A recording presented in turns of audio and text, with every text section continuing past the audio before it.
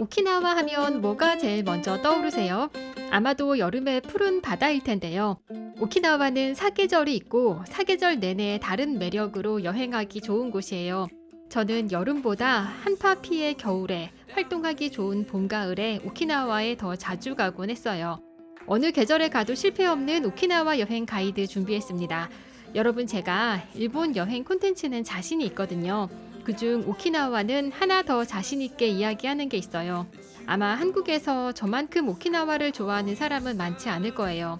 제가 가장 사랑하는 도시인 만큼 오키나와를 여행하는 분들이 저처럼 오키나와를 좋아하게 됐으면 좋겠다는 마음을 담아 준비했습니다. 그럼 오키나와로 갑니다. 오키나와, 일본의 가장 남쪽 섬. 우리가 오키나와라고 부르는 본섬을 비롯해서 본섬에서 약 400km 떨어져 있는 작은 섬들까지 더해 오키나와를 이루고 있어요. 그동안은 주로 본섬을 방문했는데 작년부터 미야코지마로 가는 직항이 열리며 본섬 이외 미야코, 이시가키 같은 섬들을 찾는 분들도 많아졌는데요.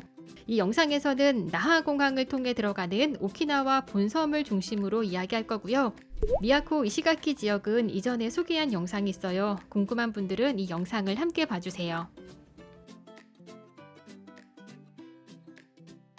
인천을 출발해 나하공항까지 2시간 남짓. 오키나와는 일본 본토에서 이렇게 멀리 떨어져 있어요. 그 거리만큼 일본과는 조금 다릅니다. 오키나와는 1879년까지 류큐라는 이름의 독립왕국이었어요. 유리유, 구슬할 때 구, 유리구슬, 이름도 예쁜 섬이었죠. 1879년 메이지 정부에 의해 일본에 합병되었고요. 1945년 일본이 전쟁에서 패한 후 한동안 미국령이 되었어요. 그리고 1972년에 일본에 반환됐습니다. 이렇게 역사가 다른 만큼 오키나와는 본토와는 다른 다양한 매력을 갖고 있어요. 먼저 남국의 느긋한 분위기, 투명하게 반짝이는 바다, 남국의 풍경은 일본 여행에서 흔히 떠올리는 도시 이미지와는 다른 모습이에요. 미국으로 통치권이 넘어갔던 시절이 있었죠. 지금도 미군이 주둔하고요. 때문에 미국의 영향을 많이 받았어요. 특히 미군이 많은 중부 서해안에서 그 분위기를 잘 느낄 수 있어요. 식문화도 당연히 영향을 받아 오키나와에서는 스테이크, 타코라이스 같은 메뉴가 꼭 먹어봐야 할 음식 리스트에 오르고는 해요. 옛 오키나와 류큐의 문화가 남아 있습니다. 붉은 기와의 건물, 그 건물을 지키는 마스코트 시사, 사람이 모이는 거리와 관광지에서 수시로 들리는 전통 음악에서 오키나와가 다른 문화를 가졌었다는 게 어렵지 않게 느껴져요. 현재는 일본의 똑부러진 여행 인프라는 기본, 일본 특유의 감성도 섬 곳곳에서 만날 수 있어요. 특히 오키나와는 동일본 대지진 이후, 그러니까 2010년대 초반부터 도시의 번잡한 일상을 벗어나 느긋한 생활을 추구하는 분들이 많이 이주했어요. 한때 우리나라에 제주 이주 열풍이 불었던 것처럼요. 그들이 오키나와의 자연에 도시의 감각을 더한 작은 가게들을 곳곳에 열었거든요. 순박한 자연과 세련된 감성이 만나는 공간을 돌아보는 것도 일본 도시 여행과는 다른 즐거움이 될 거예요. 그런데 제가 제일 좋아하는 오키나와의 장점은 다양한 문화를 하나로 녹여내는 오키나와만의 따뜻함이에요. 자연을 닮아 여유로운 사람들과 무역을 주로 하던 류큐 시절부터 외부에서 온 것을 소중히 대하는 마음, 그 따뜻한 환대를 여행하는 동안 느낄 수 있을 거예요. 오키나와에도 사계절이 있습니다. 그중 여름이 4월부터 10월까지로 가장 길어요. 오키나와 해수욕장 공식 오픈도 4월에서 10월이에요. 다만 미야코 등 일부 남쪽의 섬은 3월부터 오픈하기도 하고 리조트에서 관리하는 시설이나 전문 액티비티 업체를 이용하면 계절에 상관없이 바다 액티비티를 즐길 수는 있지만 공식 비치 개장은 4월에서 10월이에요. 겨울도 있습니다. 겨울의 평균 낮 최고 기온은 20도를 웃돌아요. 이 정도면 우리나라 4월 평균 기온과 비슷한데요. 기온보다 해와 바람의 영향을 많이 받아요. 같은 기온에서도 해가 강하고 바람이 불지 않는 날은 반소매를 입어야 할 정도로 덥기도 하고요. 흐리고 바람이 많이 불면 제법 추워지기도 해요.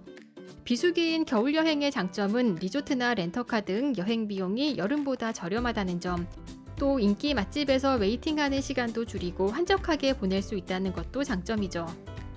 12월, 1월 겨울을 보내고 1월 말에 벚꽃이 피기 시작하며 2월에는 봄을 맞을 채비를 합니다.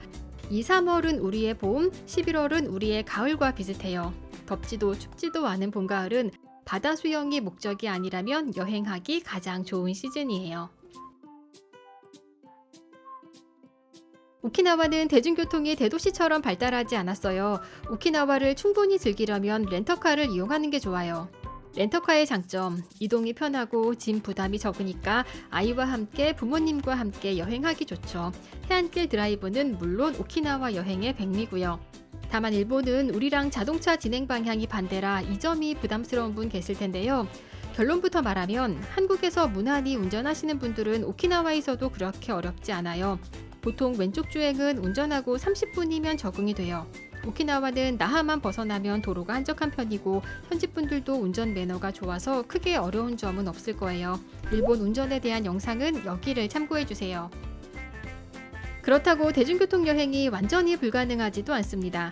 주요 관광지들은 대부분 버스로 갈 수 있어요. 다만 도시보다는 배차 간격이 길고 관광객이 많이 가지 않는 곳은 접근이 힘들어요. 버스 여행을 한다면 너무 더운 여름이나 바람이 부는 겨울보다는 봄, 가을을 추천합니다.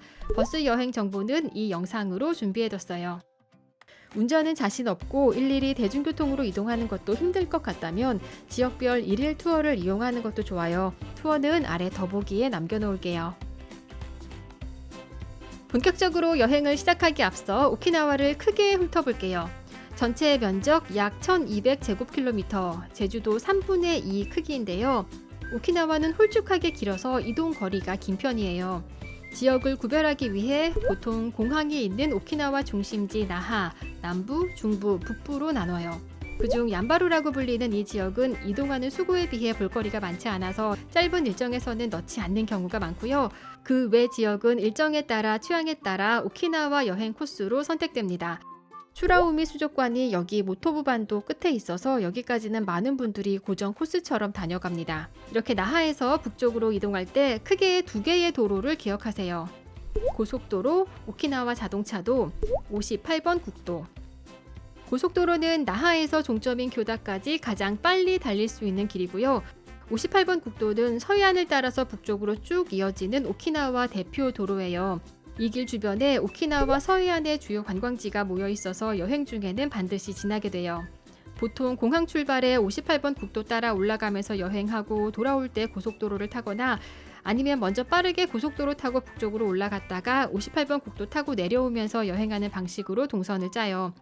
이렇게 이동 시간이 기니까 숙소를 선택할 때도 나의 성향에 맞게 고민을 해야겠죠. 숙소를 한 군데만 정하면 매일 장거리 운전을 해야 하고 자주 이동하면 짐 싸고 푸는 게 번거로울 테고요. 정답은 없고 상황에 따라 선택하시면 돼요.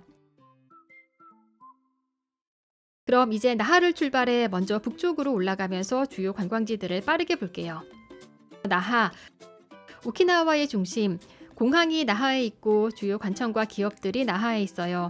나하는 도시라 버스도 잘 돼 있고 모노레일, 유이레일이 나하공항을 시작해 나하의 주요 지점들을 다 연결해 나하에서만큼은 대중교통으로 여행할 수 있어요. 참고로 유이레일은 서로 돕는다는 뜻의 오키나와 방언 유이마루에서 따온 거예요.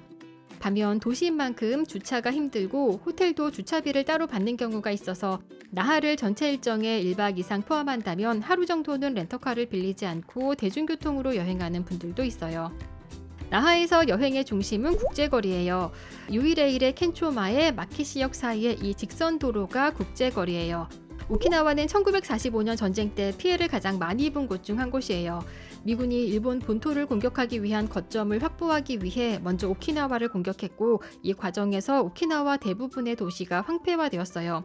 하지만 다시 일어나야죠. 전쟁 이후 지금의 국제거리를 중심으로 다시 상권이 형성되면서 오키나와 부흥의 상징 같은 곳이 되었고요. 총 길이가 1.6km, 1마일이라 1마일의 기적이라고도 불러요.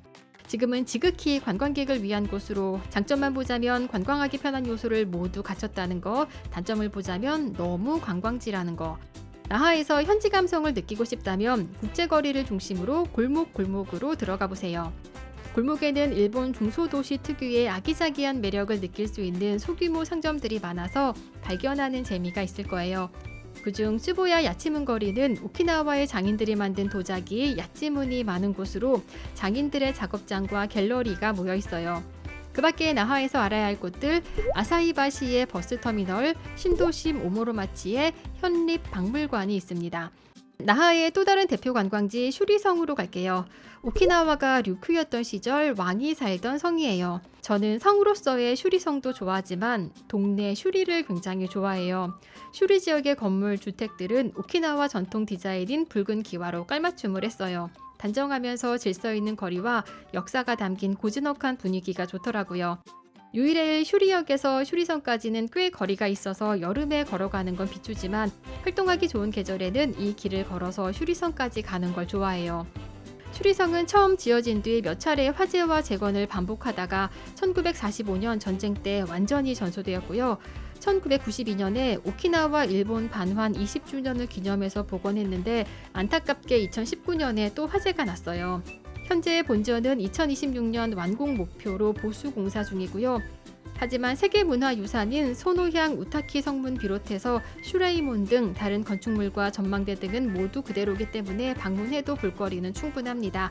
세계문화유산에 등재된 것도 여러 번 성이 지어지고 무너지고를 반복하며 역사를 기억하는 그 성터로 역사적인 의의도 충분해요.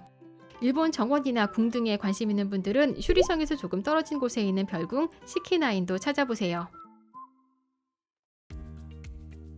그럼 58번 국도 타고 북쪽으로 올라가겠습니다. 가장 먼저 미나토가와 웨인 주택단지. 오키나와에 미군이 가장 많았던 시기는 1950년대에서 60년대예요. 당시 미군들은 오키나와의 전통 주택과는 다른 서양식 구조의 단층 주택을 지었는데요.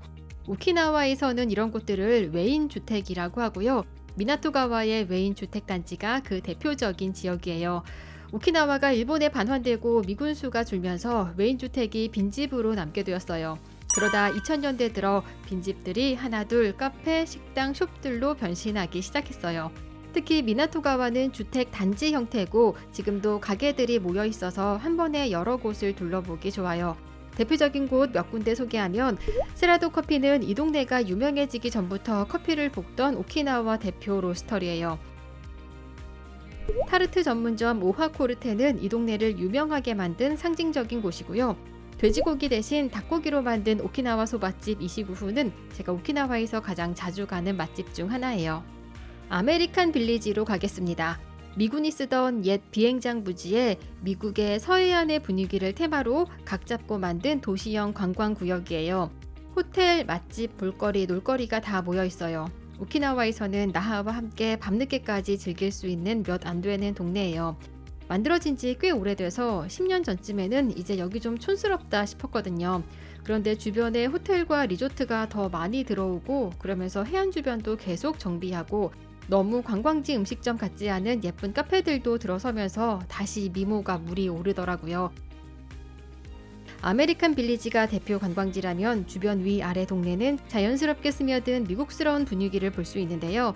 남쪽의 아라하 비치 주변, 북쪽의 미야기 해안 주변, 특히 미야기 해안은 관광지는 아니지만 저녁에 선셋이 예쁘고 해변 전망 카페들도 있어서 관광 느낌 살짝 지우고 좀 더 한적하게 현지인들의 분위기 느끼고 싶을 때 찾으면 좋아요. 그 외 서해안 관광지 빠르게 짚을게요. 호시노 리조트의 반타 카페는 관광지는 아니지만 풍경이 관광지급이에요. 커피 한 잔에 이런 뷰가 따라옵니다. 류큐 무라와 무라사키 무라는 옛 류큐 시절을 재현한 관광지인데요. 류큐 무라는 옛 가옥들을 옮겨놓은 오키나와 옛 모습을 가장 잘 보존하고 있는 곳이고요.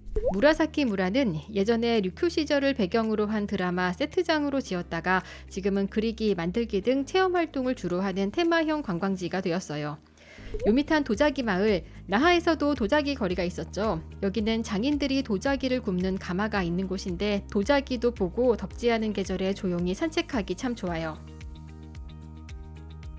가까이의 자키미 성터, 오키나와의 옛 성터를 조금 보고 갈게요. 제가 애정하는 장소들인데요. 오키나와가 류큐로 통일되기 전 우리나라 삼국시대처럼 북산, 중산, 남산으로 나누어져 있었어요. 15세기에 중산이 통일을 하고 류큐 왕국을 이루게 됩니다. 지금 보는 성터들은 삼산 시절에 지어졌던 성의 성터로 2000년도에 슈리의 슈리 성터와 함께 세계문화유산으로 등재됐어요. 모르고 가면 큰 의미 없어 보이고 볼거리가 많지 않다고 생각할 수도 있지만 오키나와에서는 잊혀질 뻔한 역사를 기억할 수 있는 중요한 장소들이에요. 다시 서해안의 관광지 짚습니다. 잔파미사키, 푸른 바다와 하얀 등대가 어울리는 바다 하면 떠오르는 장면을 만드는 스팟이고요. 비오스의 오카는 남국의 식물들을 볼 수 있는 식물원이에요. 만자모, 오키나와 하면 떠오르는 장면 중 하나죠. 옛날 류큐 왕이 10,000명은 앉을 수 있을 정도로 넓다고 감탄하여 만자모라는 이름이 붙었대요. 그리고 만자모가 있는 온나손 부근은 오키나와에서 풍광이 가장 빼어난 곳이에요. 오키나와가 관광지로 개발되면서 여기에 가장 먼저 리조트들이 들어섰어요. 물론 이제는 오키나와 곳곳에 좋은 리조트들이 많지만 이곳이 대표 리조트 단지라는 점 기억해두세요. 중부 동쪽도 볼게요. 오키나와의 메인 여행지가 서쪽이라 동쪽은 상대적으로 한산한 편이에요. 그 가운데 여행자들에게 사랑받는 곳이 해중도로, 이렇게 오키나와 동쪽에 꼬리처럼 길게 이어지는 섬들을 연결하는 도로예요. 교량이 아닌 도로 형태로 해수면과 가까워서 바다 위를 달리는 것 같은 느낌이 들어요. 드라이브가 여행의 주 목적이라면 동쪽 해중도로도 만족스러운 코스가 될 거예요. 오키나와의 4대 성터 중 나카고스쿠 성터, 가츠렌 성터가 동쪽에 있어요. 두 곳 다 바다 전망이 시원해요. 나카고스쿠 성터 근처에 함께 가볼 만한 곳들이 있는데요. 외인주택이 많은 기타나카고스쿠 마을, 미나토가와처럼 단지는 아니고 마을 곳곳에 외인주택에 예쁜 카페나 식당이 있어요. 좋아하는 카페나 식당이 있어서 거길 가기 위해 가는 동네의 느낌인데요. 제일 유명한 두 곳만 꼽을게요. 플라우마스 런치 베이커리, 교토 음식을 주로 하는 산스시. 마지막으로 가볼 곳은 나카무라가 주택. 오키나와가 전쟁으로 많이 황폐화됐었다고 했잖아요. 그 중에 18세기에 지어진 당시 고급 주택인 나카무라가 주택은 오키나와 전통 주택의 형태를 잘 보존하고 있어요. 일본 본토와는 다른 오키나와 특유의 주거 건축 양식을 인정받아 국가 중요 문화재로 지정되었어요. 북쪽으로 가겠습니다. 북부에서 가장 먼저 만나는 도시 나고. 북부에서는 나름 도시로 버스터미널도 있고 저렴한 비즈니스 호텔도 있어요. 관광지로는 오리온 맥주 공장, 파인애플 파크 등을 들 수 있는데요. 오리온 맥주는 오키나와 로컬 맥주 브랜드로 한때는 오키나와 내에서 맥주 점유율 80-90%에 육박했을 정도로 사랑받는 맥주예요. 오키나와가 덥잖아요. 더운 날씨에 맥주가 생각날 때 깔끔한 목넘김으로 꿀꺽꿀꺽 기분 좋게 마실 수 있는 라거 맥주예요. 언젠가부터 우리나라 편의점에서도 보이더라고요. 오리온 맥주 공장에 가면 공장을 견학할 수도 있고요. 운전하지 않는 분들은 시음도 할 수 있어요. 북부 여행의 중심은 추라우미 수족관이 있는 이쪽 모토부 반도예요. 여기 이 동네가 모토부인데 모토부가 있는 반도형의 지형이라 모토부 반도라고 불러요. 공항에서 이 먼 곳까지 가는 이유는 큰 고래상어가 있는 추라우미 수족관. 2002년 오키나와에서 열렸던 해양 엑스포 기념해서 당시 세계적인 규모로 문을 열었어요.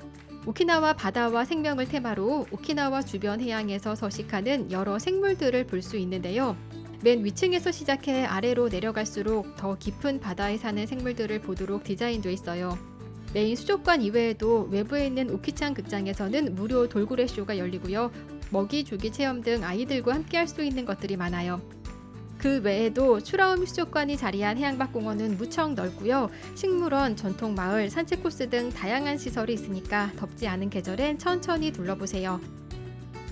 모토부는 추라우미 수족관이라는 오키나와 대표 관광지가 있는 곳이면서 이 주변을 벗어나면 깨끗한 자연이 그대로 남아있는 청정구역이에요. 유니크한 관광지도 많고 예쁜 바다, 조용한 숲에 개성 있는 카페나 맛집들도 많아서 저는 오키나와 갈 때마다 전체 일정에서 북부를 충분히 넣어요. 그럼 모토부 반도의 관광지 살펴보겠습니다. 빛의 마을, 수령이 300년 넘은 후쿠기 나무로 둘러싸인 마을이에요. 이 나무들은 태풍 피해를 막기 위해 심었는데 시간이 지나 하나의 풍경처럼 고유한 분위기를 만들며 북부 대표 명소가 되었어요. 화려한 볼거리보다 조용한 여행을 즐기는 분들이 좋아하는 장소로 가로수길을 산책하거나 자전거를 빌려 타고 달리며 한적한 여행을 할 수 있어요. 4대 성터 중 나키진 성터가 여기 나키진에 있습니다. 나키진 성터는 지금까지 본 성터들 중 규모도 큰 편이고 성벽도 제법 남아있는 곳이에요. 산에서 해상으로 침입하는 적들을 경계하고 방어하기 위해 지은 성으로 좀 더 단단하고 위험 있는 분위기를 풍겨요. 그리고 봄에는 벚꽃 명소로 변신해요. 오키나와는 일본에서 벚꽃이 가장 빨리 피는 곳으로 1월이면 개화를 시작하는데요. 재밌는 게 북쪽에서 먼저 펴서 남쪽으로 내려가요. 나키진 성터와 인근이 대표 벚꽃 스팟으로 1월 말에서 2월에는 벚꽃 축제도 열려요. 단 우리가 흔히 생각하는 흐드러지는 벚꽃이 아닌 색이 조금 진한 겹벚꽃이에요. 코우리대교, 코우리 섬으로 들어가는 이 다리는 오키나와의 가장 아름다운 드라이브 코스로 꼽히는 곳이에요. 다리의 특징을 설명할 때 총 길이를 강조하지만 막상 다리를 건너는 순간은 투명한 물빛에 놀라게 될 거예요. 물빛이 정말 예쁘고 특히 맑은 날 오전에 유독 빛나요. 다리를 건너면 비치도 있고요. 섬 안에 다리를 내려다볼 수 있는 타워, 카페, 맛집들이 있는데요.